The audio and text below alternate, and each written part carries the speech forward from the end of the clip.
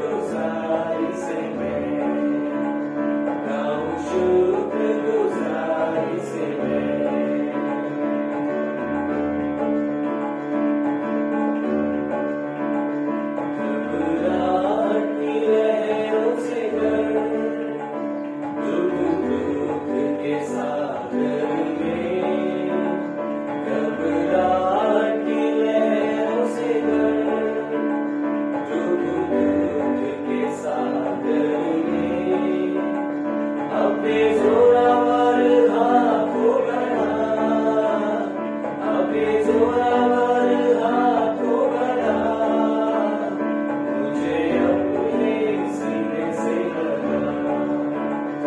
अब करूं तेरी है प्रभु अपने जीवन भरे जंगल के सफर में,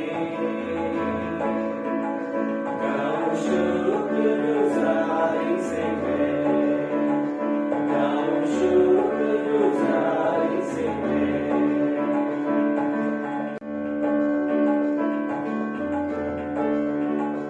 अभी आ रहा हूँ तेरे पास, पूरी करने को तेरी मर्जी।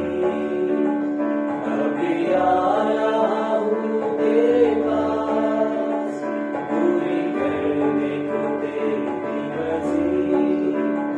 ताकि दे दूं मैं काम को अंजाम, ताकि दे दूं मैं काम को अंजाम, पाऊं तेरे दीदार की राह। अब करूं तेरी है प्रभु अपने जीवन भरे जंगल के सफर में, गाऊं शुक्रगुजारी से मैं, गाऊं शुक्रगुजारी से मैं। जंगली दरख्तों के दरमियान एक सेब के पेड़ के समान, जंगली दरख्तों के दरमियान एक सेब के पेड़ के समान। नजर आता है मुझे मसीह, नजर आता है मुझे मसीह, सारे संतों के बीच में तुम। अब करूं तेरी है प्रभु अपने जीवन भरे जंगल के सफर में, गाऊं शुक्रगुजारी से मैं, गाऊं शुक्रगुजारी से मैं, गाऊं शुक्रगुजारी से मैं, गाऊं शुक्रगुजारी से मैं।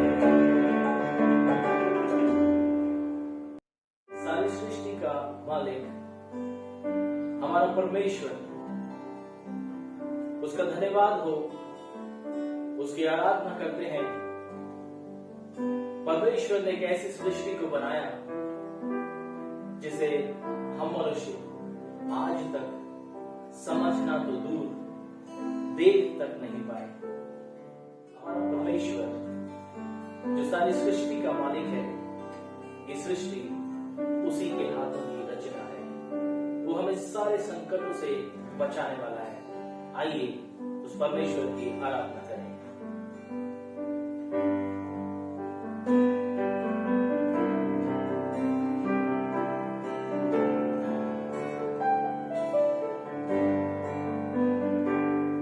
सारी सृष्टि के मालिक तुम ही हो, सारी सृष्टि के रक्षक तुम ही हो।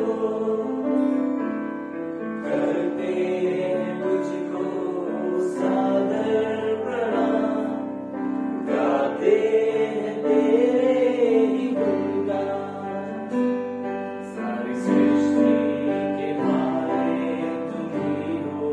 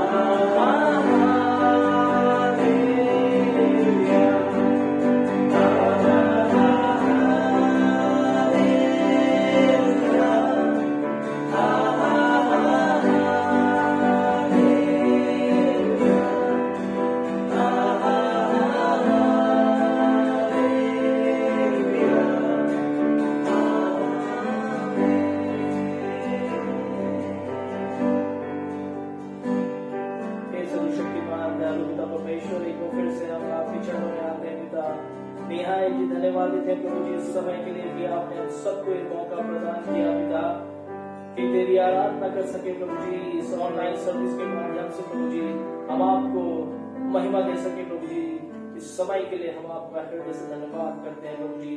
तमाम लोग जो आज इस ऑनलाइन सर्विस में हमारे साथ जुड़े हैं प्रभु जी हर एक जन को प्रभु जी तेरे चरणों में रख देते हैं, छोटे को तेरे चरणों में रख देते हैं पिता।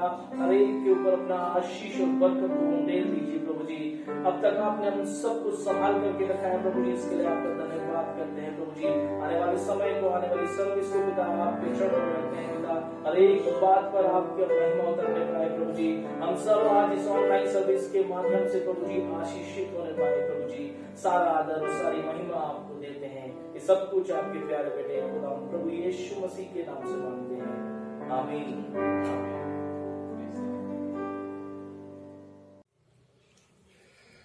प्रभु की स्तुति और आराधना के लिए हम प्रभु का धन्यवाद करते हैं। जैसा कि आप लोग जानते हैं कि इस समय कोरोना की सेकेंड वेव से हमारे देश में कितना भारी नुकसान हो रहा है। बहुत सारे लोग संक्रमित हो रहे हैं, बहुत सारी जानें जा रही हैं।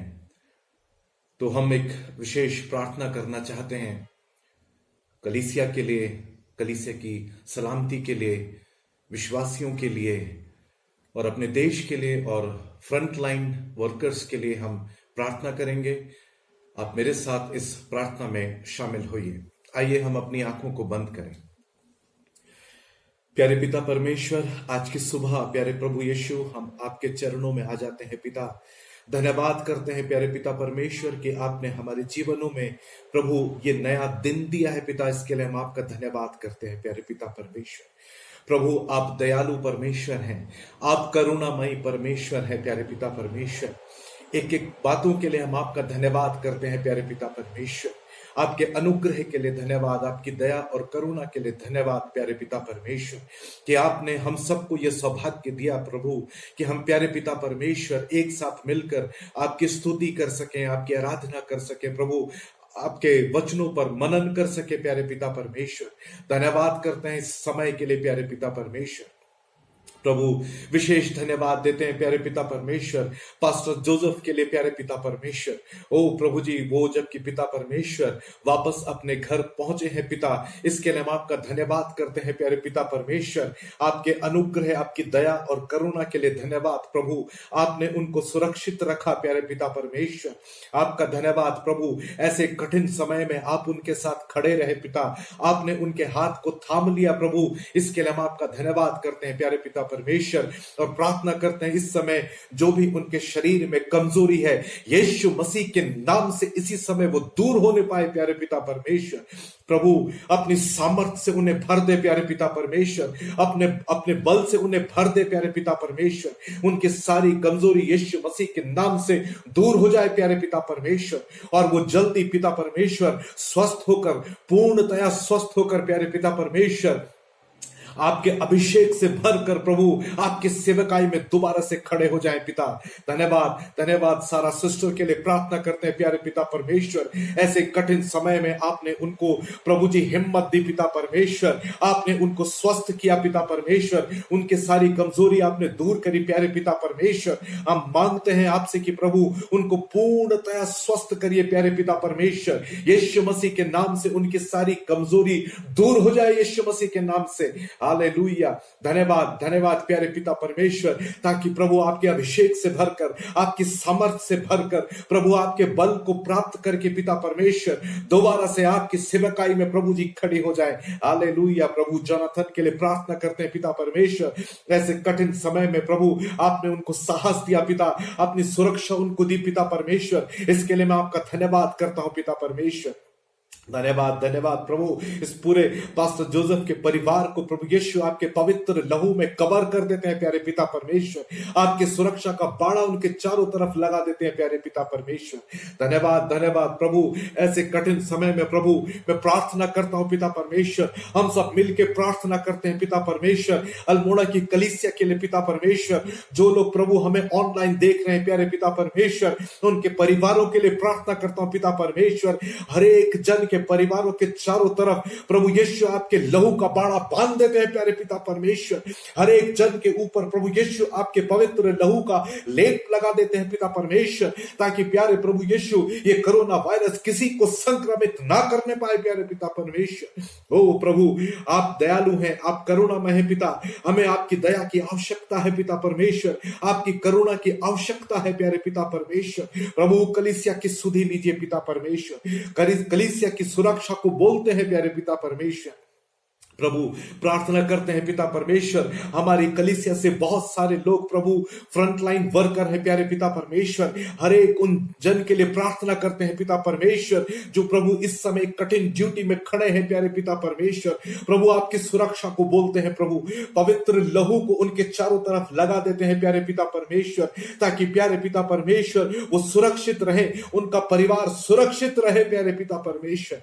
ओ प्रभु जी प्रार्थना करते हैं इस समय विशेषकर प्रभु अपने देश के लिए प्यारे पिता परमेश्वर। ओ प्रभु कोरोना की दूसरी लहर ने प्रभु जबकि तबाही मचाई भी है प्यारे पिता परमेश्वर, प्रभु आपसे प्रार्थना करते हैं पिता परमेश्वर, गमज़दा परिवारों के लिए प्रभु उनके घरों में प्यारे पिता परमेश्वर आप उनको हिम्मत दीजिए पिता परमेश्वर। ओ प्रभु जी उनके परिवारों में आपके शांति को बोलते हैं प्यारे पिता परमेश्वर, उनके दुख को कम कीजिए प्यारे पिता परमेश्वर। जो लोग संक्रमित हैं अस्पतालों में है प्यारे पिता परमेश्वर, प्रभु ऑक्सीजन की कमी के कारण परेशान है प्यारे पिता परमेश्वर, प्रभु आपका हाथ उन हर एक बीमार के ऊपर होने पाए पिता परमेश्वर, आपकी चंगाई को बोलते हैं पिता परमेश्वर, लोग स्वस्थ हो पिता परमेश्वर, और ये महामारी हमारे देश को छोड़कर जाने पाए यीशु मसीह के नाम से पिता परमेश्वर।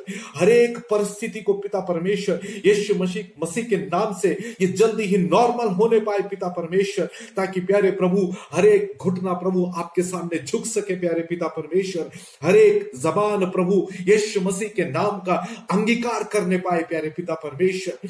आपका अनुग्रह चाहिए पिता परमेश्वर, आपके अनुग्रह को मांगते हैं, आपकी दया और करुणा को मांगते हैं प्रभु, अपनी कलीसिया के लिए प्रभु, अपने कलीसिया के लोगों के लिए, विश्वासियों के लिए मांगते हैं पिता परमेश्वर। हर एक विश्वासी जो इस समय संक्रमित है प्रभु उनके लिए प्रार्थना करते हैं प्यारे पिता परमेश्वर, अपनी चंगाई को उनके ऊपर रखे प्यारे पिता परमेश्वर, यीशु मसीह के नाम से वो शीघ्र चंगे होने पाए पिता परमेश्वर। तमाम पास्टर्स के लिए प्रार्थना करते हैं प्रभु, इस समय जो पीड़ित परिवार हैं या जो लोग संक्रमित हैं प्रभु उन पास्टर्स के लिए प्रार्थना करते हैं प्यारे पिता परमेश्वर, प्रभु इस महामारी से उनको निकाल लीजिए प्यारे पिता परमेश्वर, इस संक्रमण से उनको बाहर ले आइए प्यारे पिता परमेश्वर। उन तमाम लोगों के शरीर में यीशु मसीह के नाम से कोरोना वायरस इसी समय डेड हो जाए प्यारे पिता परमेश्वर। अपने लोगों को बल दे, अपने लोगों को सामर्थ्य दे प्यारे पिता परमेश्वर, कि वो खड़े हो जाए, दोबारा से खड़े हो जाए प्यारे पिता परमेश्वर। और प्रभु हम सब मिलकर प्रभु आपकी स्तुति करें, आपकी आराधना करें, यीशु के नाम को ऊंचा उठाएं प्यारे पिता परमेश्वर। धन्यवाद धन्यवाद प्रभु, आपने हमारी प्रार्थना को सुना, इसके लिए हम आपका धन्यवाद करते हैं। सारा आदर और महिमा आपको देते हैं, यीशु मसीह के नाम से मांगते हैं, आमीन। यह समय रहेगा एक विशेष गीत का, और इस गीत को गाएंगी सिस्टर सीमा, और इसी समय हम अपनी भेंटों को प्रभु के पास लेकर आएंगे। आप ऑनलाइन अपनी भेंट भी दे सकते हैं, डिटेल्स स्क्रीन पर आ जाएंगी। तो आइए हम ये विशेष गीत सुनते हैं सिस्टर सीमा के द्वारा, और इसके बाद मैं अनुरोध करूंगा भाई सुनील से कि वो भेंटों की बरकत के लिए प्रार्थना करें।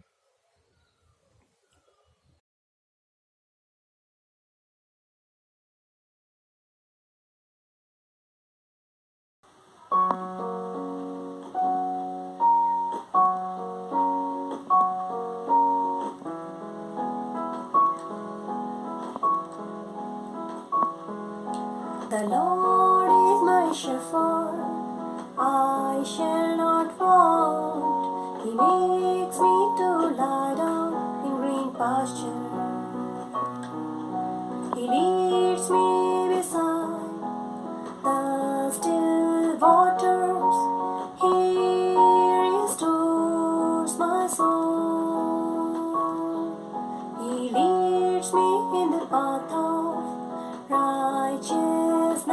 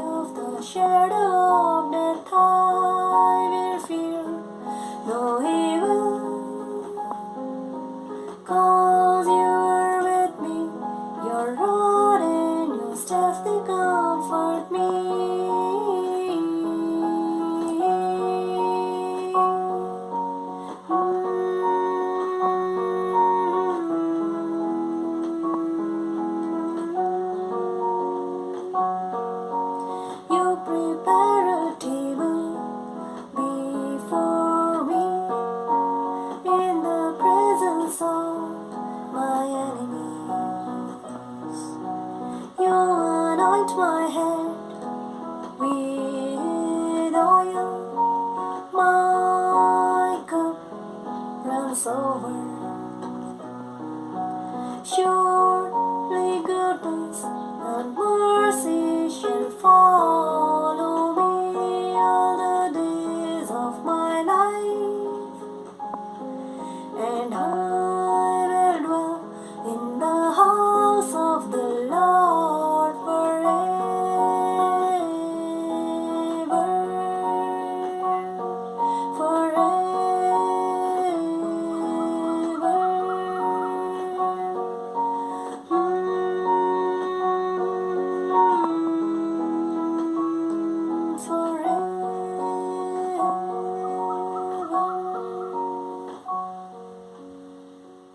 धन्यवाद करते हैं पिता परमेश्वर एक बार फिर से प्रभु जी।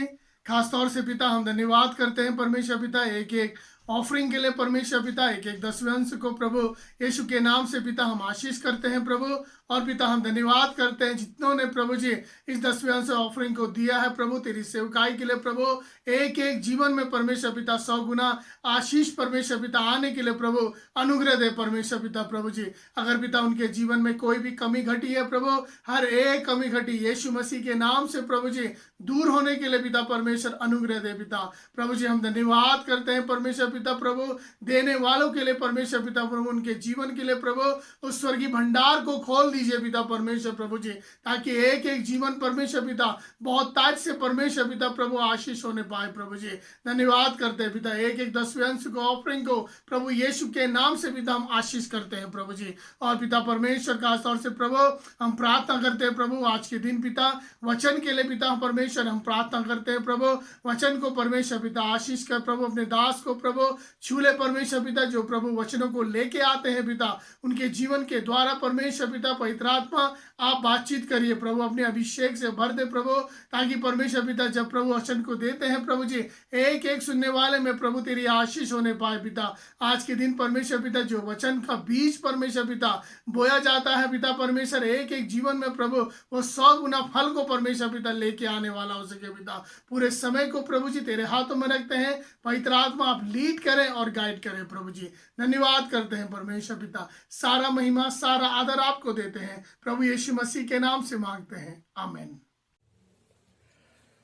ये समय रहेगा वचन का और आज का वचन बांटेंगे भाई संगीत।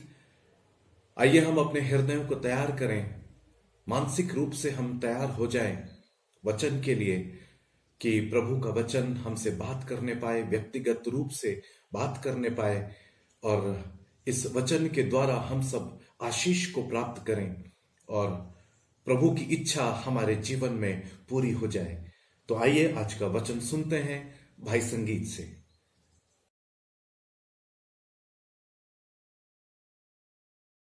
आप सबको जय मसीह की। परमेश्वर का धन्यवाद करता हूं कि एक बार फिर से उसने मुझे ये मौका दिया कि उसके वचनों को मैं आपके सम्मुख रख सकूं। आइए इससे पहले वचनों को शुरू करूं, प्रार्थना करते हैं। प्यारे पिता परमेश्वर खुदावन बड़े धन्यवाद के साथ प्रभु तेरी हुजूरी में आता हूं। खुदावन धन्यवाद करता हूं पिता परमेश्वर प्रभु जी इस समय के लिए पिता जो तूने हमें दिया है खुदावन प्रभु इस मुबारक समय के लिए पिता परमेश्वर खुदावन धन्यवाद करते हैं पिता और तुझसे प्रार्थना करते हैं पिता परमेश्वर कि हमारे हृदयों के जमीन को पिता परमेश्वर तू तैयार कर ताकि इसमें जो तू वचन का बीज प्रभु जी आज बोना चाहता है प्रभु वो हम सबके हृदय में खुदावन फलवंत होने वाला हो सके पिता और हम सब पिता परमेश्वर तेरे स्वर्गीय राज्य के लिए फलवंत होने वाले हो सके। सारा आदर सारा महिमा तुझे देते हैं और इस प्रार्थना को उद्धार करता प्रभु यीशु मसीह के वसीले से मांगते हैं आमीन। आजकल महामारी का जो ये समय है तो एक शब्द जो हम बहुत ज्यादा पिछले साल से सुन रहे हैं और वो शब्द है विश्वास। विश्वास करोगे तो सब कुछ ठीक हो जाएगा, विश्वास रखो कि सब कुछ अच्छा हो जाएगा, विश्वास रखो कि तुम्हारे साथ कुछ भी बुरा नहीं होगा आदि ऐसे वचन हम लोगों के मुंह से सुन रहे हैं। और हो भी क्यों ना, क्योंकि इसमें सच्चाई भी है, क्योंकि विश्वास ही से सब कुछ है। मसीही जीवन का जो आधार है और उद्धार जिससे है उसका आधार ही विश्वास है, क्योंकि लिखा है कि विश्वास के द्वारा अनुग्रह ही से तुम्हारा उद्धार हुआ है और ये परमेश्वर का दान है। और मसीह जीवन का आधार ये विश्वास ही है। बाइबल में विश्वास के बारे में बहुत कुछ लिखा गया है और जैसा कि हम जानते हैं कि हमारा जो जीवन है, परमेश्वर ने जो हमें जीवन दिया है और उस जीवन के लिए एक विशेष योजना परमेश्वर ने बनाई है। हम सभी के जीवनों के लिए एक विशेष योजना उसके द्वारा बनाई गई है और वो योजना हमारे जीवन में तब तक लागू नहीं होती है जब तक कि हम उसके विश्वास योग्य ना ठहरें। और जैसा हम जानते हैं कि यिर्मयाह की पुस्तक में लिखा हुआ है इस विषय में कि गर्भ में रचने से पहले ही मैंने तुझ पर चित्त लगाया और उत्पन्न होने से पहले ही मैंने तुझे अभिषेक किया। तो यहाँ पर स्पष्ट है कि हमारे उत्पन्न होने से पहले ही परमेश्वर की एक विशेष योजना हमारे जीवन के लिए है। अब परमेश्वर ने एक विशेष योजना जो हमारे जीवन में बनाई है, तो वो योजना हमारे बचपन से ही हमारे जीवन में लागू नहीं हो जाती है, बल्कि जब हम विश्वास योग्य ठहरते हैं तब वो जीवन में लागू होनी शुरू होती है। लेकिन शुरुआत से भले ही हम परमेश्वर की योजना को ना पहचान पाए, लेकिन एक बात अवश्य हम जानते हैं कि परमेश्वर ने इंसान की रचना क्यों करी। परमेश्वर ने इंसान को इसलिए बनाया कि मनुष्य के द्वारा परमेश्वर की महिमा हो। यशाया 43 उसके 7 बात में लिखा है, परमेश्वर ने हमें अपनी महिमा के लिए बनाया है। तो परमेश्वर की जो योजना है वो भी इसी आधार पर टिकी हुई है कि मनुष्यों के द्वारा उसकी महिमा हो। और जो परमेश्वर की योजना हमारे जीवन के लिए होती है, तो वो योजना का आधार यही है कि हमारे द्वारा उसकी महिमा हो। तो इतना तो हम जानते हैं कि उस योजना का आधार जो है वो परमेश्वर की महिमा है। और वो योजना हमारे जीवन में तब लागू होती है जब हम विश्वास में खरे निकलते हैं। और विश्वास में हम खरे निकले हैं ये कैसे पता चलेगा? विश्वास को परखने के द्वारा। वचन कहता है कि तुम्हारा परखा हुआ विश्वास जो आग से ताए हुए नाशवान सोने से भी कहीं अधिक बहुमूल्य है। तो हमारा परखा हुआ विश्वास, पहला पत्रस उसकी पहले बाब की 7वीं आयत, कि हमारा विश्वास जो परखा हुआ है, जो परखा हुआ विश्वास जो होता है वो नाशवान जो ताया हुआ सोना है उससे भी कहीं अधिक बहुमूल्य है। तो हमारे विश्वास को परखा जाता है और जब हम उस परख में सही पाए जाते हैं, जब हम उस परख में उत्तीर्ण हो जाते हैं, तब परमेश्वर की भी योजना हमारे जीवन में लागू होनी शुरू हो जाती है। लेकिन कभी-कभी ऐसा होता है कि वो परख का वो समय, परख की वो अवधि जो है वो थोड़ा लंबी हो जाती है। थोड़ा क्या, वो काफ़ी लंबी हो जाती है और उस वक़्त में क्या हमारे साथ होता है, तो उसी आधार पर आज का ये वचन है और इस वचन को हम अ, अब्राहम के जीवन से आज देखेंगे। ये अब्राहम के जीवन में क्या घटनाएँ घटी और किस प्रकार से उसके विश्वास को परखा गया। अब्राहम के जीवन के बारे में हम सभी लोग जानते हैं और अब्राहम के विषय में बहुत बार हमने पढ़ा है, सुना है।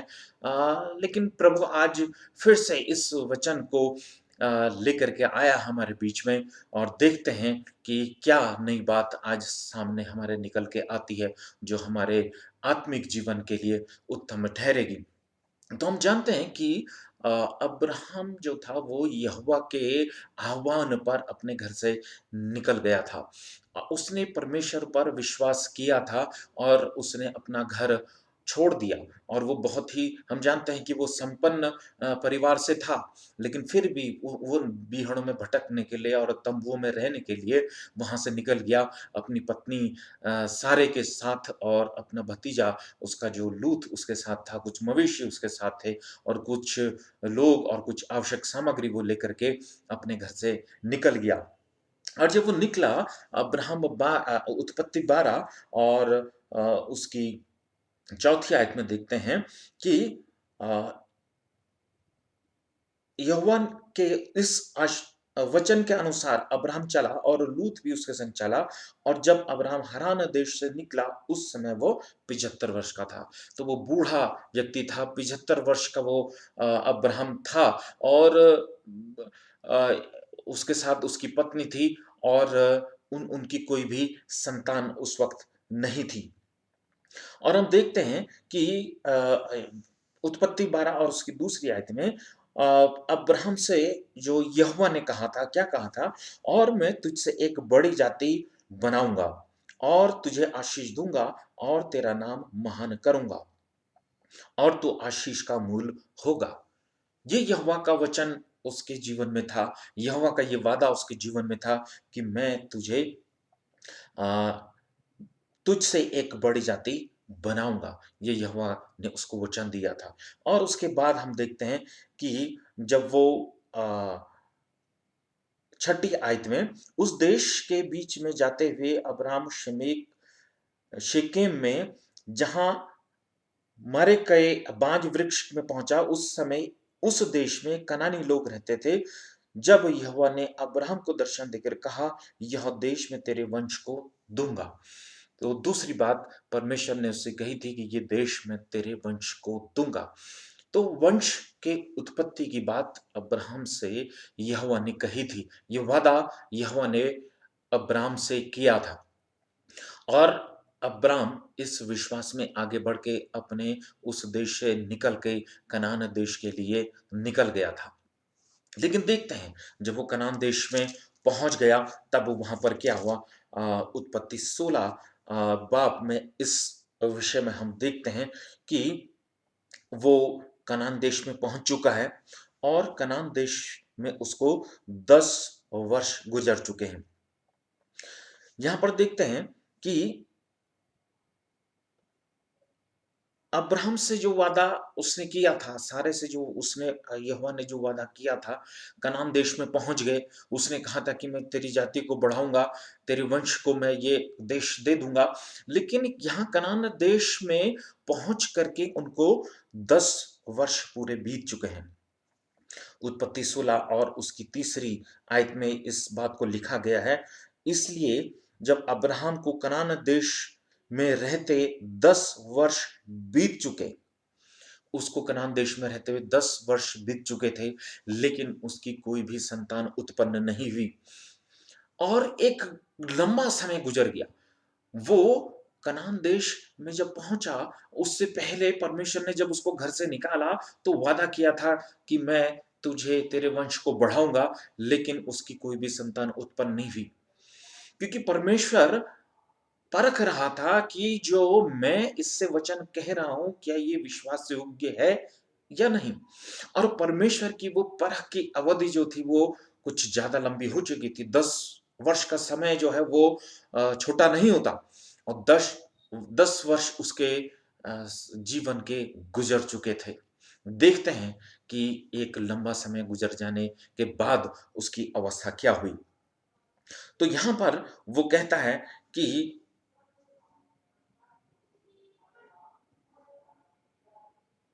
तीसरी आयत में हम देखते हैं, इसलिए जब अब्राहम को कनान देश में रहते 10 वर्ष बीत चुके, तब उसकी स्त्री सारे ने अपनी मिस्री दासी हाजिरा को लेकर अपने पति अब्राहम को दिया। उससे पहले की आयत में पढ़ते हैं, दूसरी आयत में पढ़ते हैं, सारे ने अब्राहम से कहा, देख यहोवा ने तो मेरी कोख बंद कर रखी है। देख यहोवा ने तो मेरी कोख बंद कर रखी है। ये सारे के शब्द थे। ये शब्द बताते हैं कि उनका विश्वास जो था वो टूट गया था, उनका धैर्य समाप्त हो गया था और वो निराशा में चले गए थे। जब हमारा विश्वास परमेश्वर से टूट जाता है तो उससे हमारी संगति टूट जाती है, और जब परमेश्वर से हमारी संगति टूट जाती है तो हम निराशा में चले जाते हैं। यहोवा तो वादा कर रहा है कि मैं तेरी कोख खोलूंगा, मैं तुझसे संतान उत्पन्न करूंगा और तुझे जातियों का पिता बनाऊंगा। और सारे कह रही है कि यहोवा ने मेरी कोख बंद कर रखी है। निराशा ने उनको घेर लिया। और जब निराशा में हम चले जाते हैं, तब स्थिति क्या होती है कि हम अपनी युक्तियों को अंजाम देने लगते हैं। फिर हम अपनी योजना में चलने लगते हैं। फिर हम परमेश्वर की योजना को छोड़ देते हैं और अपनी योजनाओं को हम अंजाम देने लगते हैं। और जब हम अपनी योजनाओं का अंजाम देने लगते हैं, फिर स्थिति क्या होती है देखते हैं यहाँ पर। जैसा तीसरी आयत में मैंने पढ़ा कि उसने क्या कहा दूसरी आयत में कि यहोवा ने तो मेरी कोख बंद कर रखी, इसलिए मैं तुझसे विनती करती हूँ कि मेरी दासी के पास जा, संभव है कि मेरा घर उसके द्वारा बस जाए। संभव है कि मेरा घर उसके द्वारा बस जाए। अपनी योजना पर वे चलने लगे। अपनी योजना उन्होंने बना ली। परमेश्वर की योजना को उन्होंने छोड़ दिया क्योंकि वो विश्वास में कमजोर हो गए थे। उनका धैर्य जाता रहा और वो निराशा से घिर गए थे और फिर उन्होंने अपनी एक योजना बना ली। ऐसा ही कुछ हमारे जीवन में भी होता है। उदाहरण के लिए कि हम जो एक छात्र है और वो छात्र यहोवा पर भरोसा रखता है और वो वचन पर चलता है और प्रार्थना का उसका जीवन है और वो अपने छात्र जीवन में वो यहोवा की नजदीकी में है, तो वो अपने जब भी परीक्षाओं को देता है तो वो परमेश्वर से प्रार्थना करता है विश्वास के द्वारा, और परमेश्वर उसको आशीषित करता है, अच्छे नंबरों से पास हो जाता है, अच्छी परसेंटेज वो पा लेता है। इसी प्रकार से वो परमेश्वर की योजना के अनुसार परमेश्वर में बने हुए रह करके वो अपनी ट्रेनिंग को भी अच्छे प्रतिशतों से पास कर लेता है। और फिर जब वो एक अच्छी योग्यता पा लेता है तो उस योग्यता के आधार पर वो एक नौकरी पाना चाहता है और वो परमेश्वर से प्रार्थना करता है कि हे परमेश्वर, कि मैंने जो ट्रेनिंग की है, मैंने जो योग्यता प्राप्त की है, मैं उसके आधार पर कौन सी नौकरी करूं, मैं उसके आधार पर कहाँ नौकरी करूं, किस प्रकार की नौकरी करूं, वो परमेश्वर के पास आकर के पूछता है। लेकिन कि वो परमेश्वर के उत्तर के आने में समय लग रहा है और धीरे-धीरे जब समय बीतने लगता है, तो वो उसका विश्वास वो टूटने लगता है, उसका धीरज जो है वो समाप्त होने लगता है और जब वो निराशाओं में घिरने लगता है, तो फिर वो अपनी योजनाओं में चलने लगता है, अपनी युक्तियों को वो अंजाम देने लगता है और अपनी युक्तियों को जब वो अंजाम देने लगता है और वो सांसारिक ज्ञान के आधार पर चलने लगता है। और सांसारिक ज्ञान आजकल क्या है हम जानते हैं कि वो फिर रिश्वत दे करके उस नौकरी को प्राप्त करने की कोशिश करता है।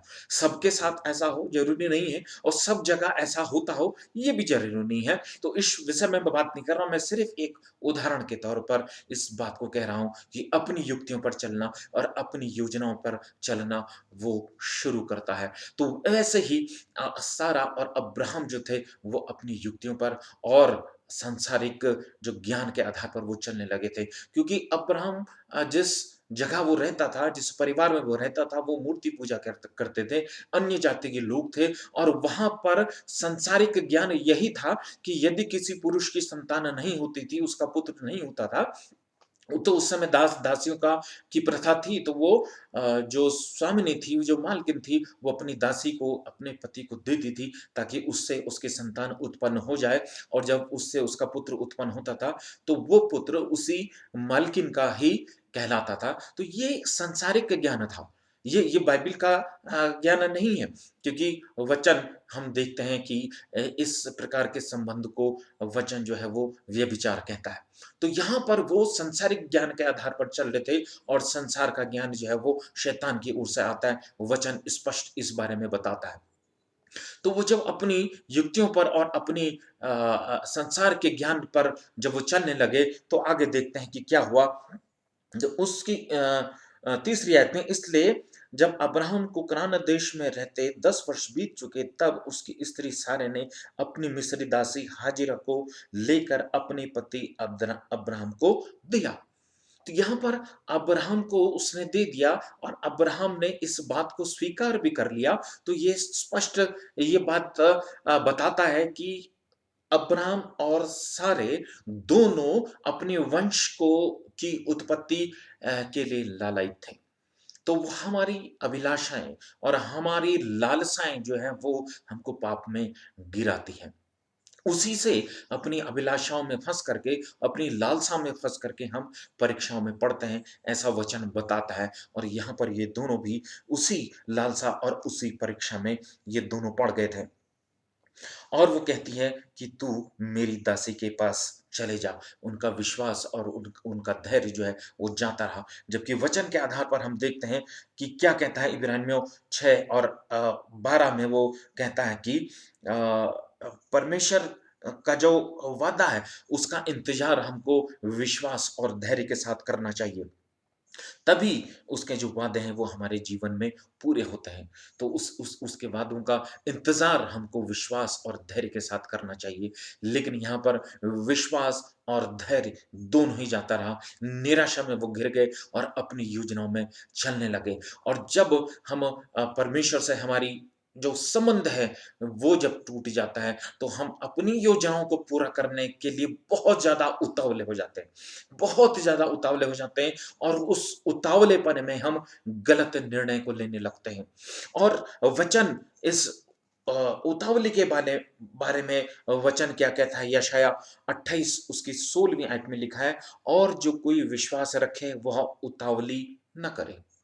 जो विश्वास रखे वो उतावली न करे।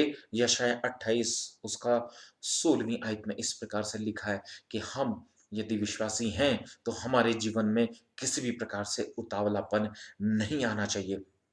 और इन दोनों ने उतावली में ये निर्णय ले लिया और अब्राहम अपनी दासी हाजिरा के पास चले गया। ये हाजिरा वही दासी थी जो मिस्र में उसको प्राप्त हुई थी, जहाँ फ़िरौन ने उसको दास-दासियों को दिया था। उन्हीं में से एक दासी ये हाजिरा भी थी। और जब हाजिरा के पास वो चला गया तो वो गर्भवती हुई। तब देखते हैं जब हम अपनी युक्तियों पर और जब अपनी योजनाओं पर जब हम चलते हैं तो उसका परिणाम क्या होता है? इस पर जब हम गौर करते हैं तो देखते हैं कि क्या होता है। जब हम अपनी युक्तियों पर चलने लगते हैं तो उसका परिणाम यहाँ पर क्या लिखा है देखते हैं। अ, चौथी आयत में, वह हाजिरा के पास गया और वह गर्भवती हुई। जब उसने जाना कि वह गर्भवती है, तब वह अपनी स्वामिनी को तुच्छ दृष्टि से देखने लगी। जब हम अपनी युक्तियों पर, अपनी योजनाओं पर, सांसारिक ज्ञान के आधार पर, निराशा से, उतावली से जब हम चलने लगते हैं, तब स्थिति ये होती है कि हमारे जीवन की शांति चली जाती है, हमारे जीवन का आनंद चले जाता है। वो शांति जो यीशु हमें दे करके जाता है, जो वो कहता है कि मैं तुम्हें ऐसी शांति देता हूँ जैसा संसार नहीं देता, वो शांति हमारे जीवन से बिल्कुल भी चली जाती है। वो आनंद हमारे जीवन से छिन जाता है। और यहाँ पर वो स्थिति हुई जब हाजिरा गर्भवती हो गई, तो वो अपनी स्वामिनी यानी सारे को तुच्छ जानने लगी। 10 साल से वो इकट्ठा रहते थे, आनंद पूर्वक वो साथ में रहा करते थे, हर एक कार्य को वो साथ में मिलकर करते थे और अपनी स्वामिनी को के आदेशों का पालन वो हाजिरा किया करती थी। लेकिन अब स्थिति ये हो गई, जब उन्होंने पाप किया तो वो दासी अपनी स्वामिनी को तुच्छ समझने लगी। और आगे देखते क्या है, 5वीं आयत में है, तब सारे ने अब्राहम से कहा, जो मुझ पर उपद्रव हुआ वह तेरे ही सिर पर हो। एक दूसरे के ऊपर दोष लगाना। जब ऐसी स्थिति बन गई तब वो कहते ये है कि तब सारे ने अब्राहम से कहा, जो मुझ पर उपद्रव हुआ वह तेरे ही सिर पर हो। अपना दोष, अपनी गलती वो अब्राहम के ऊपर डाल रही है कि जो मैं जो सह रही हूँ, जो पीड़ा मैं अभी सह रही हूँ वो तेरे सिर पर हो।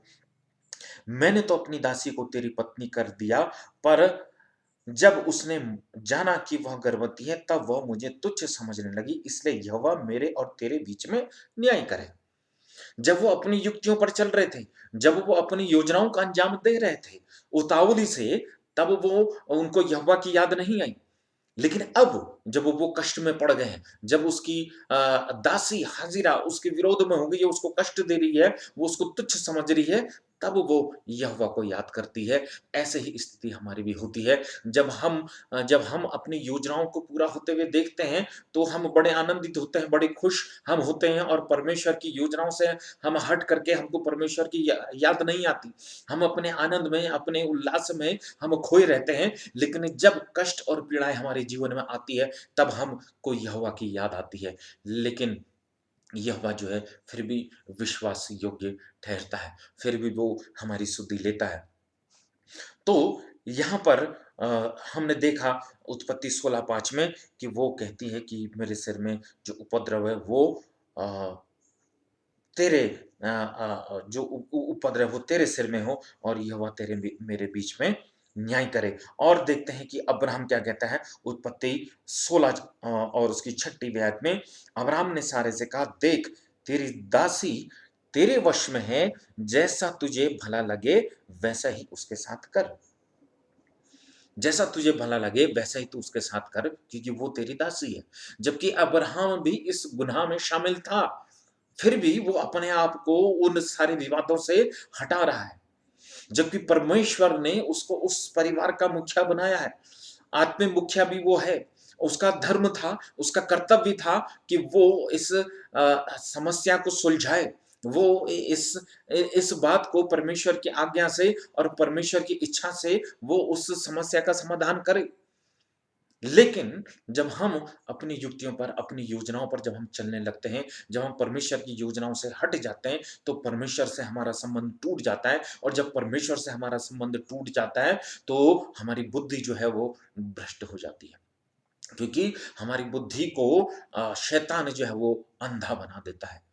और फिर हम इस प्रकार के निर्णय लेने लगते हैं जो कि वचन के आधार पर बिल्कुल भी नहीं होते हैं। और इसलिए हम फिर उन कष्टों में, उन पीड़ाओं में और उन परीक्षाओं में जो है वो उलझते चले जाते हैं। तो यहाँ पर दोष लगा रहे हैं एक दूसरे के ऊपर। हाजिरा कहती है कि तेरे सिर पर ये उपद्रव हो। अब्राहम उससे कह रहा है कि तू जान तेरी दासी है, तो इसको तू ही जान। तो शांति और वो आनंद उनके जीवन से बिल्कुल भी चला गया है। जब हम अपनी योजनाओं पर चलने लगते हैं, परमेश्वर की योजनाओं को छोड़ देते हैं और विश्वास में जब तक हम परख के हम जब हम उत्तीर्ण नहीं हो जाते हैं और विश्वास जब तक परख नहीं लिया जाता है और हम अपनी योजनाओं को अपने हिसाब से अंजाम देने लगते हैं, तो ये स्थिति उत्पन्न होने लगती है। तो अब प्रश्न ये उठता है कि कैसे पहचानें कि परमेश्वर की योजना हमारे जीवन के लिए क्या है? जिस जीवन में हम आगे बढ़ रहे हैं, जिस काम में को हम अंजाम दे रहे हैं, कि क्या वो परमेश्वर की योजना में है या नहीं? कैसे हम पता करें? कैसे हम परमेश्वर की योजना को जानें? ये एक बड़ा प्रश्न हमारे सामने है। देखिए, जब हम वचन पर जब हम चलते हैं, जब हम परमेश्वर पर पूरा भरोसा रखते हैं, तो हम वचन पे बने रहते हैं। प्रार्थना का जीवन हमारा होता है, तो पवित्र आत्मा जो हमारे अंदर बसता है, वो हमारी अगुवाई करते रहता है। और हम लगातार जब बिना विश्वास को खोए हुए, हम जब अपने धीरज को बनाए हुए रखते हैं, जब हम निराशा में नहीं घिरते हैं, तब हम पवित्र आत्मा परमेश्वर की योजना को हमें बताता रहता है। और हम जैसे-जैसे आगे बढ़ते हैं, पवित्र आत्मा हमारी अगुवाई करते रहता है और हम परमेश्वर की योजना में आगे बढ़ते चले रहते हैं। और जब हम उसकी योजना में चलते हैं, तो उसका आनंद और उसकी शांति हमारे जीवन में कायम रहती है, क्योंकि हम उसकी योजना के आधार पर चल रहे हैं। लेकिन अ, हम उसकी योजनाओं में नहीं चल रहे हैं, ये कैसे पता चलेगा? इसको भी हम अब्राहम के जीवन से यहाँ पर देखते हैं कि कैसे इस बात का अंदाज़ा हम लगाएँ कि हम परमेश्वर की योजना में नहीं चल रहे हैं। क्या होता है कि परमेश्वर जब देख रहा है कि हम गलत रास्ते पर चले गए हैं, हम परमेश्वर की योजना के आधार पर नहीं है, तब वो उस जो हम अपनी योजनाओं के आधार पर जिस मार्ग पर चल रहे हैं, तो परमेश्वर उस मार्ग के दरवाज़ों को हमारे लिए बंद करता है। परमेश्वर उन मार्गों में अवरोध लगाता है, ताकि हम ये जान पाएँ कि हम जिस मार्ग पर चल रहे हैं, वो परमेश्वर की योजना के आधार पर नहीं है। और हम जान पाएँ कि हम गलत रास्ते पर चल गए हैं और तुरंत ही हम मुड़ करके परमेश्वर के मार्ग को ले लें। और परमेश्वर उस मार्ग को बंद करता है। और हम अब्राहम के जीवन में इस बात को स्पष्ट देखते हैं। जब वो अपने घर से निकला था, अकाल पड़ गया था, तो वो मिस्र देश को चला गया था। जबकि वहाँ पर भी उसने गलती करी थी, क्योंकि उसको कनान देश जाने के लिए यहोवा ने आज्ञा दी थी, लेकिन वो मिस्र देश को चला गया। और जब वो मिस्र देश को चला गया, तो उसकी पत्नी जो थी वो बहुत ही सुंदर थी। इस बात को लेकर के वो अब्राम जो था वो शंकित था। तो अब्राम ने अपनी पत्नी सारे से कहा कि तुझसे कोई पूछेगा तो कहना कि ये मेरा भाई है, मैं इसकी बहन हूँ, क्योंकि फ़िरौन तेरी सुंदरता के कारण जो है तुझे अपने पास रख लेगा और तेरे कारण जो है वो मैं मारा जाऊँगा, ऐसा अब्राहम की सोच थी। और अ, हुआ भी ऐसा ही कि अब्राम के पास से सारा को जो फ़िरौन था उसने अपने पास बुला लिया। और सारे ने कहा कि ये मेरा भाई है, तो उसका जीवन बख्शा गया। लेकिन वह क्या, क्योंकि वो परमेश्वर की योजना में नहीं था। परमेश्वर की योजना तो ये थी कि सारे और अब्राहम से जो पुत्र उत्पन्न होगा, वो उससे वंश उसका आगे को चलेगा। तो वो कैसे उस फ़िरौन की पत्नी हो सकती थी? तो क्या वहाँ हम देखते हैं उत्पत्ति 12 बाब उसकी 17वीं आयत में, परंतु यहोवा ने फ़िरौन और उसके घराने पर अब्राहम की पत्नी सारा के कारण बड़ी-बड़ी विपत्तियां डाली। परमेश्वर ने अब्राम की पत्नी सारा के कारण उस देश में फिरौन के ऊपर अब्राम की पत्नी सारे के कारण बड़ी-बड़ी विपत्तियां डाली। परमेश्वर विरोध करता है, परमेश्वर दरवाजे बंद करता है, उन मार्गों को वो बंद करता है। और यहाँ पर स्पष्ट नहीं लिखा है कि वो विपत्तियां क्या थी, लेकिन वो बड़ी-बड़ी विपत्तियां थी और उन विपत्तियों से घबरा करके फिरौन ने उसकी पत्नी को छोड़ दिया और वापस अब्राम को उसकी पत्नी को दे दिया। और वो उससे नाराज भी था कि तुम लोगों ने ऐसा क्यों किया? क्यों तुमने कहा कि ये इसकी बहन है? क्यों नहीं बताया कि ये इसकी अब्राहम की पत्नी थी? हालाँकि ये पूरा झूठ नहीं था, ये आधा सत्य भी था, क्योंकि सारे जो थी वो वास्तव में अब्राहम की बहन थी, क्योंकि अब्राहम और सारे का पिता एक ही था, माँ दोनों की अलग-अलग थी। लेकिन फिर भी सत्य को छुपाया तो वो झूठ है। अगर हम सत्य को छुपा रहे हैं तो वो झूठ है। उस समय सत्य यही था कि सारे जो थी वो अब्राहम की पत्नी थी। तो यहाँ पर अब्राहम को उसकी पत्नी को सौंप दिया, जब यहोवा बड़ी-बड़ी विपत्ति लेकर के आया और उसको बहुत से मवेशी जानवर उसने दिए, दास-दासियाँ दिए, धन-दौलत उसने दी, और जो दास-दासियाँ दी उसी में एक दासी हाजिरा भी थी। तो इस प्रकार से परमेश्वर, जब हम गलत रास्ते पर मुड़ जाते हैं तो परमेश्वर हमारे मार्ग को रोकता है, हमारे मार्गों में अवरोध डालता है। तो उन अवरोधों के द्वारा हमको पता चल जाना चाहिए कि हम परमेश्वर के मार्ग पर नहीं चल रहे हैं, हम अपनी युक्तियों पर चल रहे थे। परमेश्वर नहीं चाहता है कि हम इस मार्ग पर चलें, हम इस योजना पर चलें, तो परमेश्वर विरोध डालता है और हमको तुरंत उस मार्ग को छोड़ देना चाहिए और परमेश्वर से और प्रार्थना में हमको लगे रहना चाहिए कि हे परमेश्वर, मैं गलत रास्ते पर चल रहा था और मुझे तू क्षमा कर, मुझे वो रास्ता बता, मुझे वो मार्ग बता जो कि तेरा मार्ग है और जिस पर चल करके मैं तेरी योजनाओं को पूरी करूँगा। हमको और उस वक़्त में प्रार्थना की आवश्यकता होती है।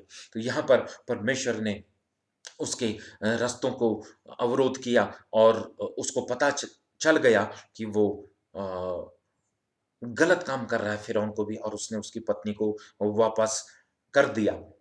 दूसरा तीमुथियुस उसकी 2 और उसकी 13वीं आयत में लिखा है, यदि हम अविश्वासी भी हों, तो भी वह विश्वास योग्य बना रहता है, क्योंकि वह आप अपना इनकार नहीं कर सकता। हम अविश्वासी भी हो जाएँ, लेकिन यहोवा भला है और वो विश्वास योग्य बना रहता है। हम गुनाह में भी पड़ जाते हैं, हम विश्वास खो देते हैं, लेकिन वो विश्वास योग्य बना रहता है और अपनी योजनाओं को हमारे जीवन में वो पूरी करता है। परमेश्वर का धन्यवाद करते हैं। और फ़िरौन ने उसकी पत्नी सारे को छोड़ दिया और उसको दे दिया। लेकिन कभी-कभी ऐसा भी होता है कि अ, हम हमारे हमको उसके उत्तरों का पता नहीं चलता है, या उसका उत्तर मिलने में, परमेश्वर का उत्तर मिलने में हमको कुछ देर हो जाती है और हमारे पास वो उत्तर नहीं आता है और हम अपनी योजनाओं में फिर जब आगे बढ़ते हैं तो कभी-कभी वो योजनाएँ जो हैं वो वो उसको देखते हैं कि हम वो सफल हो रही हैं, वो ठीक-ठाक चल रही हैं और हम अपने जीवन में आनंदित हैं। तो कभी-कभी ऐसा होता है कि अनजाने में ही जब हम अपनी योजनाओं को अंजाम देने लगते हैं, तो वो हमारी योजना परमेश्वर की योजना से मेल खाने लगती है। जो परमेश्वर की योजना है, हम कभी-कभी बिना उसके उत्तर को जाने जब चलने लगते हैं, तो वो हमारी योजना और परमेश्वर की योजना आपस में मिलती हैं, तो वो योजना परमेश्वर हमारे जीवन में पूरी होने देता है। उस योजना को वो पूरा होने देता है। और जब वो हम जब अपनी प्रार्थना के जीवन में लगे हैं कि परमेश्वर हमें उत्तर दे कि हम क्या करें, हम कैसे आगे बढ़ें, हम अपने जीवन में कैसे आगे चलें, किस दिशा में आगे चलें, और स्पष्ट उत्तर हमको मिल नहीं रहा है। और जब स्पष्ट उत्तर हमको मिल नहीं रहा है, तो हमको कुछ हम अपने ही मन से अपनी योजनाओं में किसी मार्ग को चुन करके जब आगे बढ़ने लगते हैं, तो वो कभी-कभी वो पूरा होने लगता है हमारे जीवन में। और जब वो पूरा होने लगता है, तो वो वो परमेश्वर की योजना के अनुसार वो होता है, क्योंकि परमेश्वर की योजना भी ऐसे ही है। तो वो योजना और हमारी योजना और उसकी योजना मेल खा जाती है। तो इस वचन को भी हम देखते हैं, जब इसहाक का जब अब्राहम का पुत्र उत्पन्न हो गया, इसहाक का जब विवाह होने वाला था, तो उसको हम देखते हैं कि वो इसहाक के विवाह के समय क्या घटित हुआ।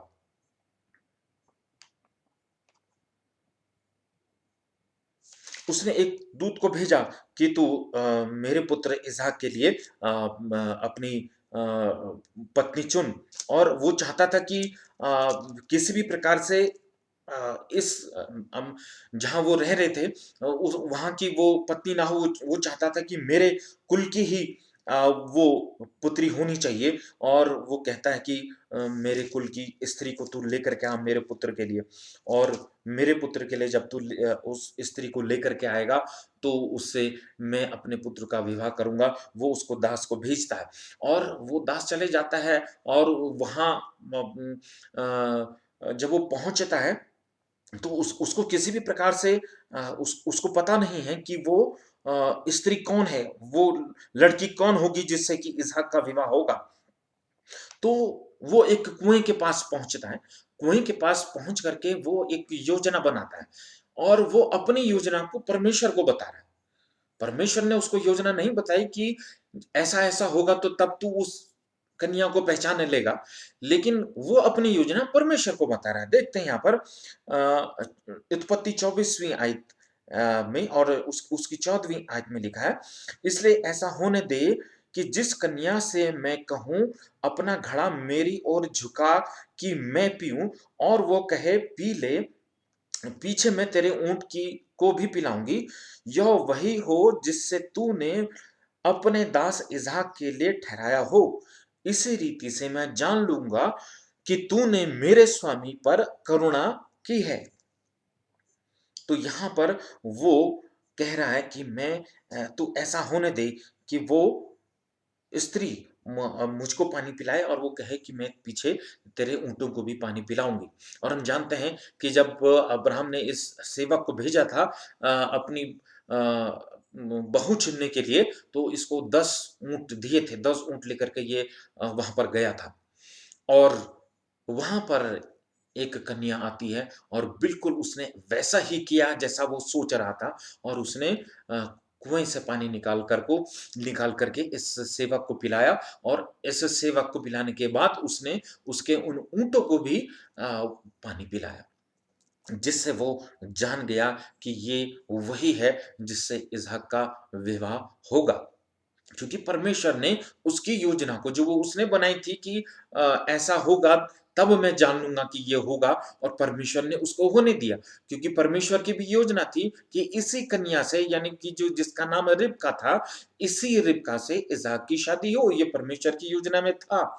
इसलिए परमेश्वर ने अपनी योजना में उसकी योजना में उस सेवक की योजना को पूरा होने दिया जो उसने बनाई थी। तो हमारी योजना जब परमेश्वर की योजना से जब मेल खाती है, तब वो काम हमारे जीवन में पूरा होता है। तो किसी भी प्रकार से शंकित होने की आवश्यकता नहीं है। शंका किसी भी प्रकार से हमारे जीवन में आनी नहीं चाहिए। जब हम रुकावटों को देख लें, तो समझ जाए हैं कि हम गलत रास्ते पर चले गए हैं। लेकिन जब हम अपनी योजना पर चल रहे हैं, और वो योजना जो है वो सहजता से पूरी होती चली जा रही है, और हमारे जीवन में शांति और आनंद बना हुआ है, और संतोष बना हुआ है, तो हमको समझ जाना चाहिए कि ये योजना परमेश्वर की योजना से हमारी मेल खा रही है। और परमेश्वर अगुवाई करता है। आगे आने वाले जीवन में परमेश्वर जो है वो अगुवाई करते रहेगा। पवित्र आत्मा हमको बनाएगा, बताएगा कि हम सही रास्ते पर चल रहे हैं। इसलिए घबराओ मत, चिंतित मत हो, शंकित मत हो, और परमेश्वर जो है वो हमारी अगुवाई करता है, और इससे हम समझ जाते हैं कि परमेश्वर की योजना हमारे जीवन में लागू हो रही है। और अब पहले शुरुआत में एक बात ये आई थी कि परमेश्वर जो योजना हमारे जीवन के लिए बनाता है, तो वो उसका आधार जो होता है वो ये होता है कि हमारे द्वारा परमेश्वर की महिमा हो। अब यहाँ पर जो कुछ भी घटित हुआ है, एक लंबा अरसा अब्राहम के जीवन में हुआ कि वो उसकी कोई भी संतान उत्पत्ति नहीं हुई, और उसका कोई भी पुत्र नहीं हुआ, जबकि एक लंबा अरसा गुजर गया, 10 साल यहाँ पर हो गए। इसके बाद भी जब उसने ये गुनाह कर लिया, जब उसने ये पाप कर दिया, तो हम वचन के आधार पर देखते हैं कि यहोवा से उसका संबंध टूट गया था, और 13 साल तक परमेश्वर ने अब्राहम से बात नहीं करी थी। और जब इस हजीरा का बेटा उत्पन्न हुआ जिसका नाम इस्माइल रखा गया, तो जब इस्माइल 13 वर्ष का हो गया, तब यहोवा ने अब्राहम से बात करी थी, और खतना की जो वाचा उसने उसके साथ बांधी थी। तो वहां पर लिखा है कि अब्राहम का और उसके पुत्र जो हाजिरा से उत्पन्न हुआ था इस्माइल का खतना एक ही साथ हुआ था, और जब इस्माइल का खतना हुआ था तो वो 13 वर्ष का था। अब तक अब्राहम से और सारा से कोई भी पुत्र उत्पन्न नहीं हुआ था। यानी कि 10 साल जब वो हाजिरा के पास गया, जब उससे हाजिरा गर्भवती हुई, वो 10 साल थे, और फिर हाजिरा का पुत्र यानी कि इस्माइल 13 वर्ष का हो चुका है। 10 और 13 23 साल, और 1 वर्ष और उसके जो गर्भवती होने से लेकर के उसके उत्पन्न होने का समय है, तो लगभग 24 साल जो है वो गुजर चुके थे, और अब्राहम का कोई भी पुत्र सारा से उत्पन्न नहीं हुआ था। तो ये एक बहुत लंबा समय जो है था वो गुजर गया था, और एक लंबा समय गुजर जाने का जो ये 23 और 24 साल का जो समय अंतराल है, तो हम कैसे समझें कि परमेश्वर ये तूने उससे वादा किया था कि मैं तुझे जातियों का पिता बनाऊंगा, मैं तुझसे जाति उत्पन्न करूंगा, मैं तेरे वंश को ये देश दे दूंगा। तो ये परमेश्वर के वादे को पूरा होने में इतना समय क्यों लगा? क्यों 23-24 साल यूं व्यतीत हो गए? इससे क्या परमेश्वर की महिमा हुई? इसको जानते हैं इन वचनों के आधार पर कि ऐसा क्यों हुआ आखिर। देखिए कि जब अब्राहम घर से निकला था, जब यहोवा के आह्वान पर, तो वो 75 साल का था। कनान देश में रहते हुए उसको 10 वर्ष गुजर चुके थे। तो 75 और 10 कितना हो गया? 85, 85। लेकिन जब वो हाजिरा के पास गया तो वो 85 वर्ष का था। हाजिरा के पास जब वो गया तो उसकी हाजिरा से उसकी एक संतान उत्पन्न हुई। यानी कि 85 साल में भी वो इस योग्य था कि वो संतान उत्पन्न कर सके। उसके अंदर 85 वर्ष में भी ये गुण थे कि वो संतान उत्पत्ति कर सके। यदि इस समय सारा से अगर उसका पुत्र उत्पन्न हो भी जाता, तो उसमें परमेश्वर की कोई इतनी बढ़ाई नहीं होती, क्योंकि ये एक सामान्य बात होती, एक नॉर्मल बात होती, क्योंकि अब्राहम इस योग्य अब तक था, तो वो एक सामान्य बात होती। लेकिन क्या हुआ कि जब सारा के जब पुत्र हुआ, तो वहां पर हम देखते हैं कि अब्राहम जो है वो 100 वर्ष का था, और सारा जो थी वो 90 वर्ष की थी। सारा जो थी वो 90 वर्ष की थी, और इब्राहिम जो था वो 100 वर्ष का था। तो यहां पर देखते हैं क्या लिखा हुआ है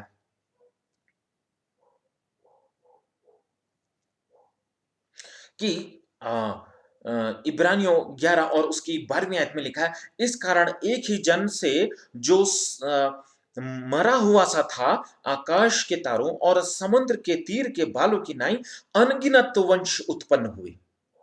जो मरा हुआ सा था, इब्रानियों 11-12 में इस बात को लिखा है, अब्राहम के लिए इस बात को लिखा है कि एक ही जन से जो मरा हुआ सा था। मरा हुआ मतलब कि वो शारीरिक रूप से मरने वाला जैसा नहीं था, क्योंकि हम देखते हैं कि अब्राहम की जो उम्र थी वो 175 साल हुई, और इसहाक जब उत्पन्न हुआ तो उस समय वो 100 वर्ष का था। यानी कि इसहाक की उत्पत्ति होने के बाद, इसहाक के उत्पन्न होने के बाद वो 75 साल अब्राहम और जीवित रहा। तो मरा हुआ सा था का मतलब अब वो ऐसा हो गया था कि अब वो संतान उत्पन्न करने योग्य नहीं रह गया था। अब वो संतान उत्पन्न करने योग्य नहीं रह गया था, और उसी प्रकार हाजिरा भी अब ऐसी हो गई थी कि वो संतान उत्पन्न नहीं कर सकती थी, क्योंकि यहां पर लिखा है उत्पत्ति 18 और उसका 11वीं आयत में लिखा है, अब्राहम और सारा दोनों बहुत बूढ़े थे और सारा का मासिक धर्म बंद हो गया था। और सारा का मासिक धर्म बंद हो गया था। हम मेडिकल साइंस के आधार पर ये जानते हैं कि मासिक धर्म जिस स्त्री का बंद हो जाए तो वो संतान उत्पन्न नहीं कर सकती है। अब दोनों की स्थिति ऐसी हो गई, न तो स्त्री इस योग्य है कि वो संतान उत्पन्न कर सकती है, न पुरुष इस योग्य है कि वो संतान उत्पन्न कर सकता है। ऐसी स्थिति में जब दोनों ही इस योग्य नहीं है, जब दोनों ही किसी काम को करने के योग्य नहीं रह गए, तब परमेश्वर की सामर्थ काम करती है। और जब परमेश्वर की सामर्थ ऐसे समय में काम करती है, तब उसकी महिमा होती है, तब उसकी महिमा होती है। ऐसी स्थिति में जब बिल्कुल भी ये हम सोचते हैं कि अब वो असंभव है, तब परमेश्वर उस असंभव कार्य को संभव बनाता है, तब उसकी महिमा होती है। और तब हम जानते हैं कि ऐसी स्थिति में जब वो वृद्ध हो गए थे, जब वो दोनों इस योग्य नहीं थे कि संतान उत्पन्न कर सके, परमेश्वर के अनुग्रह से उनको संतान उत्पन्न हुई और इसहाक उत्पन्न हुआ। तो ये परमेश्वर की महिमा ऐसे हमारे जीवन में काम करती है। तो परमेश्वर इस बात का इंतजार कर रहा था कि कब ऐसा हो कि ये दोनों इतने वृद्ध हो जाएं, वो दोनों ऐसे हो जाएं कि संतान उत्पन्न करने के लायक ना रहें। तब परमेश्वर उस समय का इंतजार कर रहा था। इतना लंबा समय इसलिए उनका व्यतीत हो गया था, क्योंकि परमेश्वर जो है वो हर एक काम अपने समय के अनुसार करता है। हमें ज़रूरत है कि हम उसके समय का इंतज़ार करें, प्रतीक्षा करें, धैर्य से और विश्वास से, क्योंकि तब जब हम धैर्य बनाए रखते हैं, जब हम विश्वास योग्य ठहरते हैं, तब उसकी योजना जब हमारे जीवन में जब काम करती है, तो वो भली होती है और हम बहुत ज़्यादा आशीषित होते हैं और उसके अभिषेक को पाते हैं, और उस योजना के द्वारा हम जो है आगे बढ़ते हैं अपने जीवन में, तो सफलता भी हासिल करते हैं और हमारे जीवन में बहुत सा आनंद और बहुत सी शांति बनी रहती है, ऐसा ये वचन बताता है। तो ऐसे परमेश्वर ने अपनी योजना को हमारे सम्मुख पूरा किया, और अब्राहम के जीवन से हम ये देखते हैं। और हम ये भी देखते हैं कि परमेश्वर जो भी काम करता है वो अपनी योजना के अनुसार करता है, जिसमें कि उसकी महिमा हो। जैसा मैंने बताया कि परमेश्वर अपनी योजना को जो पूरी करता है, उसकी योजना जो है वो इस बात पर आधारित है कि उसके द्वारा परमेश्वर की महिमा हो। हम देखते हैं लाजर के बारे में। लाजर की बहन जब वो बीमार था लाजर, तो मार्था और मरियम ने यीशु के पास जवाब भेजाया कि तू जिससे प्रीति रखता है वो बीमार है। और जब उसको ये समाचार पहुंचा यीशु मसीह को, तो उसने क्या कहा कि यूहन्ना 11 और उसकी 4 आयत में, यह सुनकर यीशु ने कहा, यह बीमारी मृत्यु की नहीं परंतु परमेश्वर की महिमा के लिए है। यह यह बीमारी मृत्यु के लिए नहीं वरन परमेश्वर की महिमा के लिए है। और हम जानते हैं कि यीशु ये समाचार सुनकर के भी कि लाजर बीमार है, वहां पर 2 दिन और ठहर गया था, क्योंकि उसने चंगा किया था कि ये एक सामान्य बात हो गई थी। परमेश्वर की महिमा तो तब होती जब एक 4 दिन का मृत व्यक्ति जिलाया जाता, जिंदा किया जाता, और यीशु ने ऐसा ही होने दिया। परमेश्वर के समय की प्रतीक्षा करी और उसकी योजना, परमेश्वर की जो योजना थी कि 4 दिन का व्यक्ति जिंदा किया जाए, उसकी योजना में परमेश्वर की महिमा सिद्ध होती है। और परमेश्वर की महिमा इसमें भी कि 4 दिन का व्यक्ति लाजर जिंदा किया गया। आज ये हमारे लिए एक बहुत बड़ी गवाही है जब हम इसको पढ़ते हैं, सुनते हैं, तो ये हमारे जीवन के लिए एक बहुत बड़ी गवाही ठहरती है कि लाज़र 4 दिन का मुर्दा ज़िंदा किया गया। इसमें परमेश्वर की महिमा होती है।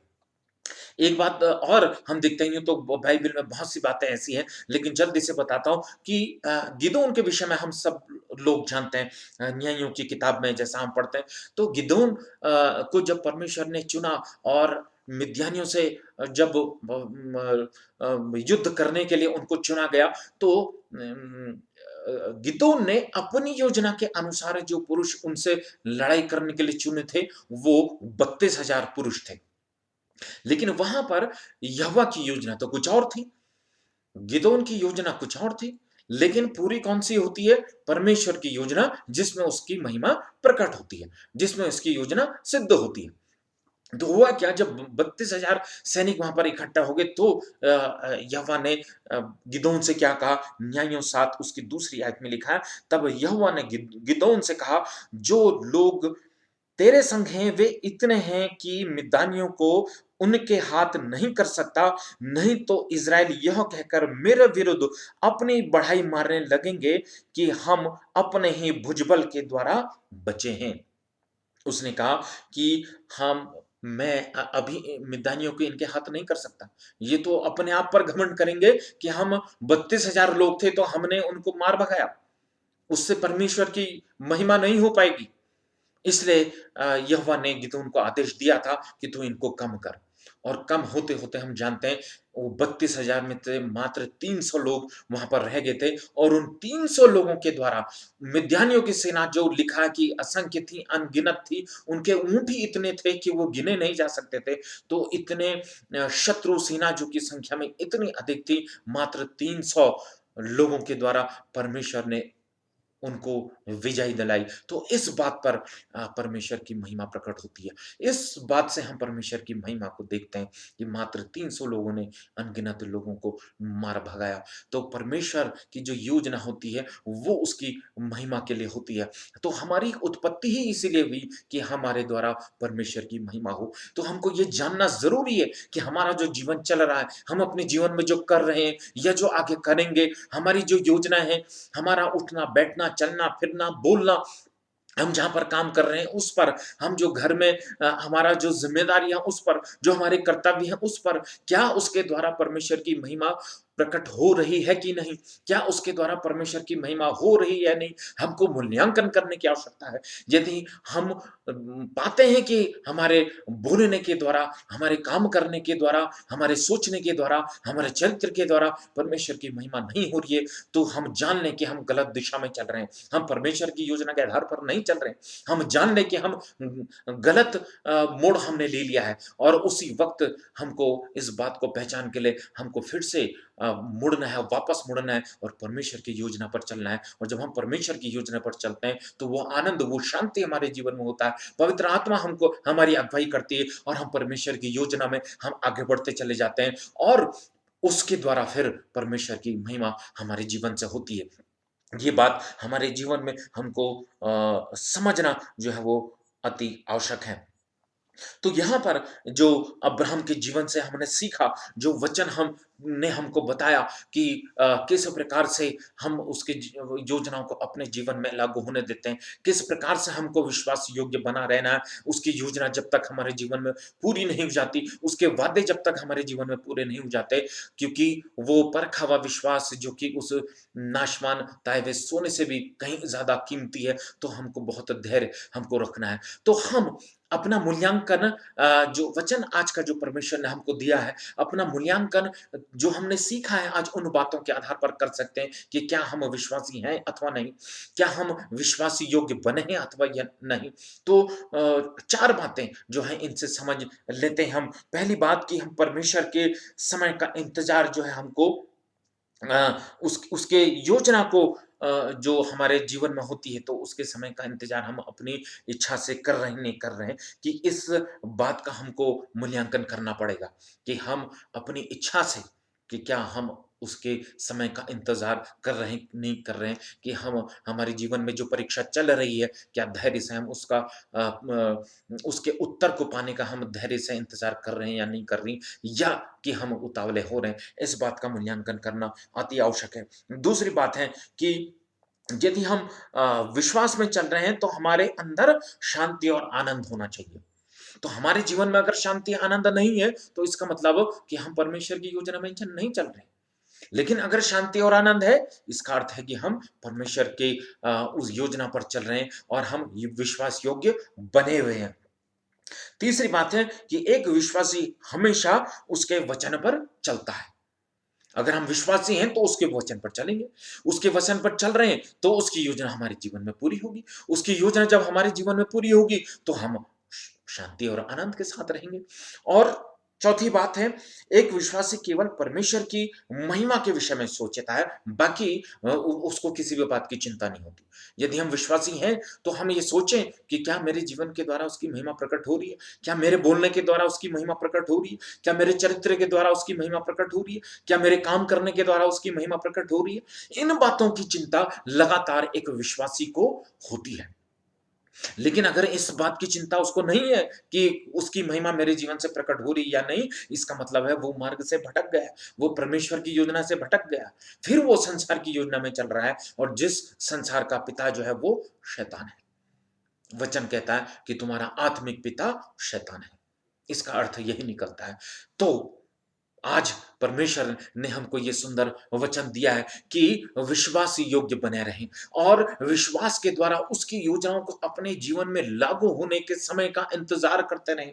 और जब वो योजना हमारे जीवन में लागू होना शुरू हो जाती है तो पवित्र आत्मा जो है उसकी अगुवाई करता है और बताते रहता है, और वो हमारे जीवन में आनंद और खुशी और शांति देता है, और हम बहुत ही आनंदित रहते हैं, बहुत ही शांतिमय जीवन हमारा गुजरता है। तो आज के इस समय में जबकि महामारी का समय है, लेकिन फिर भी हम आनंदित हैं, हम हमारे अंदर हमारे जीवन में शांति है, क्योंकि हम विश्वास योग्य हैं, क्योंकि परमेश्वर की योजना हमारे जीवन में काम कर रही है। अब इस विश्वास से भटकना नहीं है, अब उतावला नहीं होना है, अब निराशा हमारे जीवन में आने नहीं देनी है, और मसीह परमेश्वर के जो योजना है उसका उत्तर को पाने की हमको धैर्य से विश्वास में बने रह करके उसकी प्रतीक्षा करनी है। और जब वो समय आएगा तब जरूर उसकी योजना हमारे जीवन में लागू होनी शुरू हो जाएगी, और जब उसकी योजना हमारे जीवन में लागू होगी तो हम बड़े आनंद और शांति को पाएंगे। धन्यवाद करते हैं परमेश्वर का इस सुंदर वचन के लिए। उम्मीद करते हैं कि आज का ये वचन हमारे जीवन में कुछ नई बात लेकर के आया होगा, और हम अपने जीवन को जो कहीं ना कहीं भटकता हुआ सा महसूस कर रहे होंगे, तो इस वचन के द्वारा हम अपने जीवन को फिर से पटरी पर लाएंगे और परमेश्वर के लिए हम विश्वास योग्य बने रहेंगे। आइए प्रार्थना करें। प्यारे पिता परमेश्वर, बड़े धन्यवाद के साथ खुदा प्रभु तेरी हुजूरी में आते हैं पिता। धन्यवाद करते हैं पिता परमेश्वर प्रभु इस वचन के लिए पिता परमेश्वर। इस वचन के द्वारा खुदा प्रभु हमारे हृदय की जमीन को, हमारे मन की जमीन को प्रभु जी तो तैयार कर, ताकि खुदा प्रभु ये वचन का बीज जो आज तूने हमारे जीवन में बोया पिता परमेश्वर खुदा, तेरी इच्छा और तेरी मर्जी के अनुसार प्रभु जी हमारे जीवन में फलवंत होने वाला हो सके प्रभु जी। वो धैर्य, वो विश्वास खुदा प्रभु हमारे जीवन में बना रहे पिता परमेश्वर, जिसके द्वारा खुदा प्रभु समय से तेरी योजना हमारे जीवन में पूरी हो सके प्रभु जी, और हम आनंद और शांति के द्वारा प्रभु अपने जीवन को व्यतीत कर सके और तेरे लिए खुदा प्रभु फलवंत हो सके, और हमारे यह जीवन प्रभु जी तेरी महिमा के योग्य बन सके, और तेरी महिमा हम सबके जीवन से होने वाली हो सके पिता। सारा आदर सारा महिमा तुझे देते हैं, और इस प्रार्थना को उद्धार करता प्रभु यीशु मसीह के वसीले से मांगते हैं, आमीन। धन्यवाद करते हैं पिता परमेश्वर प्रभु, एक बार फिर से प्रभु हम आज के दिन के लिए पिता हम धन्यवाद करते हैं प्रभु। हम धन्यवाद करते हैं पिता परमेश्वर तेरे वचनों के लिए प्रभु जी, जो आज के दिन परमेश्वर पिता प्रभु जी हमने सुना है परमेश्वर पिता प्रभु जी। अनुग्रह दे पिता परमेश्वर, उन वचनों के द्वारा प्रभु हम अपने जीवनों को प्रभु जीने वाले हो सके प्रभु जी। हम धन्यवाद करते हैं परमेश्वर पिता, इस परिस्थिति में भी परमेश्वर पिता प्रभु, जबकि पिता हम प्रभु एक अंत के समय में प्रभु जी हम जी रहे हैं पिता परमेश्वर, लेकिन प्रभु तेरा अनुग्रह प्रभु हमारे जीवनों के ऊपर बना है प्रभु। हम धन्यवाद करते हैं पिता, और लगातार परमेश्वर पिता वचनों के माध्यम से प्रभु आप हमारे जीवनों में बता रहे हैं परमेश्वर पिता किस रीति से प्रभु हमने अपने जीवन को चलाना है प्रभु पिता। अनुग्रह दे परमेश्वर पिता। इस समय प्रभु ज्यादा से ज्यादा समय पिता वचनों में बिताने के लिए प्रभु हमारे जीवन में अनुग्रह दे प्रभु, ताकि परमेश्वर पिता वचनों को परमेश्वर पिता केवल सुनने वाले नहीं प्रभु, बल्कि उसके अनुसार प्रभु अपने जीवन को चलाने वाले हो सके प्रभु जी। पिता हम धन्यवाद करते हैं आज के दिन प्रभु जी, आपने वचनों के द्वारा परमेश्वर पिता जिन बातों को परमेश्वर पिता बताया परमेश्वर पिता, उन बातों के लिए प्रभु जी हम धन्यवाद करते हैं पिता। सुनने वाले में परमेश्वर पिता 100 गुना आशीष को प्रभु जी हम चाहते हैं परमेश्वर पिता। एक एक जीवन में प्रभु तेरी आशीष को प्रभु मैं आज के दिन बोलता हूँ प्रभु। कलीसिया के एक एक जीवन को छू ले पिता परमेश्वर। जितने लोग परमेश्वर पिता कमी घटी में है पिता, बीमारी में है परमेश्वर पिता, उनके जीवन में प्रभु आपकी चंगाई को पिता हम चाहते हैं पिता। कलीसिया के एक एक जीवन को यीशु के नाम से प्रभु आशीष करते हैं प्रभु जी। पिता हम प्रार्थना करते हैं परमेश्वर पिता, खासतौर से परमेश्वर पिता समस्त संसार के लिए प्रभु, जो इस समय परमेश्वर पिता प्रभु जी कोरोना वायरस से ग्रसित है परमेश्वर पिता प्रभु। एक एक जीवन को छू ले पिता परमेश्वर। एक एक जीवन में प्रभु जी आपकी चंगाई को पिता हम चाहते हैं प्रभु।